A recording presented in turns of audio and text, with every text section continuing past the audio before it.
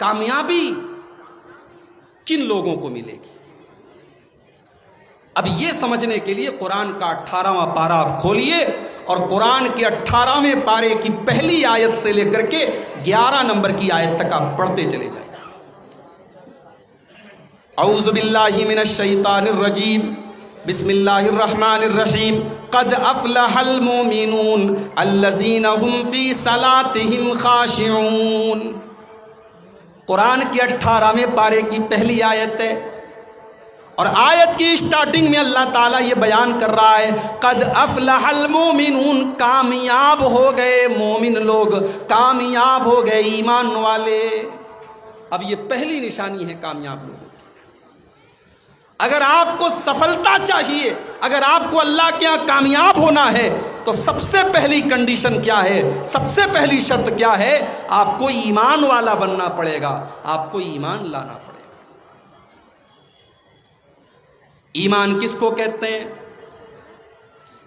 ہم نے تو یہ سمجھا مسلمان کے گھر میں پیدا ہوئے، ختنہ کرا لیا، گوشت ہم کھا رہے ہیں دونوں ٹائم، نام ہمارا عبداللہ ہے، عبد الرحمن ہے، ہم سے بڑا مومن کون ہے، ہم سے بڑا مسلمان کون ہے؟ میرے پیارے بھائیوں، اسلام کس چیز کا نام ہے اور ایمان کس چیز کا نام ہے؟ آؤ ذرا اپنے نبی سے سوال کرتے ہیں۔ اللہ کے پیارے نبی کے پاس ایک مرتبہ حضرت جبرائیل علیہ السلام ایک عام آدمی کی شکل میں آتے ہیں۔ جبرائیل علیہ السلام فرشتوں کے سردار ہیں اور وہ ایک انسان کی شکل میں آتے ہیں اور آ کر کے سوال کرتے ہیں، یا محمد اخبرنی عن الاسلام، اے محمد مجھے بتائیے کہ اسلام کس چیز کا نام ہے؟ اللہ کے نبی فرماتے ہیں اسلام 5 چیزوں کا نام ہے۔ ان تشہد لا الہ الا اللہ، تم اس بات کی گواہی دو کہ اللہ کے سوا کوئی معبود نہیں ہے، وان محمد رسول اللہ، تم اس بات کی گواہی دو کہ محمد صلی اللہ علیہ وسلم اللہ کے رسول ہیں۔ دونوں چیز کی گواہی دینا ہے۔ آپ اللہ کو مانیں اور محمد الرسول اللہ کو نہ مانیں، سفل نہیں ہو سکتے، کامیاب نہیں ہو سکتے۔ ڈاکٹر ذاکر نائک کا میں بہت احترام کرتا ہوں، بہت بڑے اسکالر ہیں، مگر کہیں کہیں انسان سے چوک ہو جاتی ہے۔ اپنی ایک تقریر میں انہوں نے یہ بات کہی، سوال کیا گیا اگر کوئی محمد الرسول اللہ کو رسول نہ مانے اور اللہ کو ایک مانے، اللہ کی توحید میں کوئی شرک نہ کرے اور محمد الرسول اللہ کو رسول نہ مانے، تو کیا اس کی جنت میں جانے کی پاسبلٹی ہے؟ کیا اس کی جنت میں جانے کی سمبھاونا ہے؟ تو ڈاکٹر ذاکر نائک صاحب نے کہا کہ 99.99% تو چانس نہیں ہے، لیکن 0.001% چانس ہے۔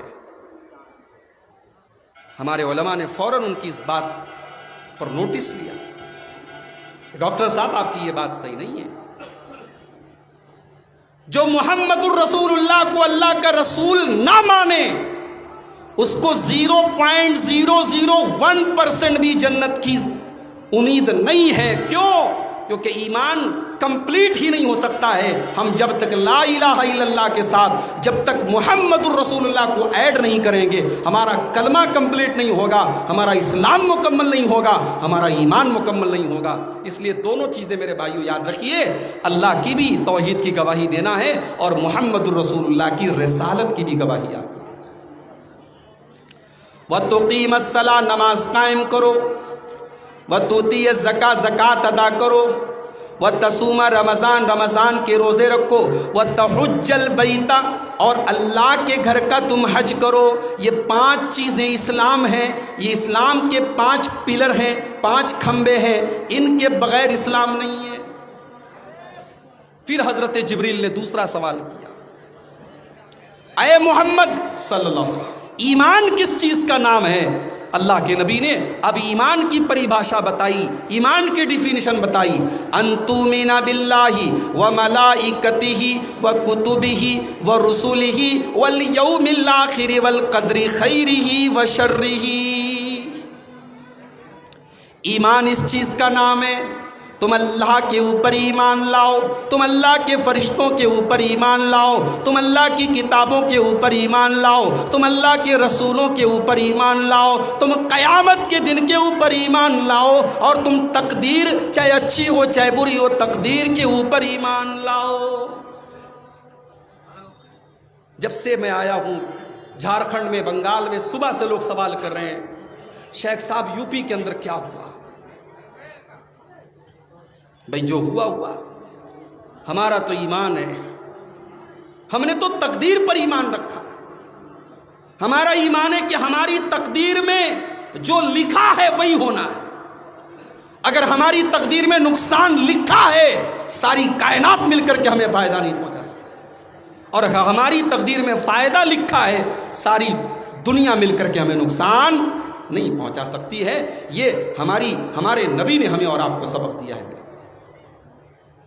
तो हम तकदीर के ऊपर ईमान रखते हैं, हम अल्लाह के ऊपर ईमान रखते हैं।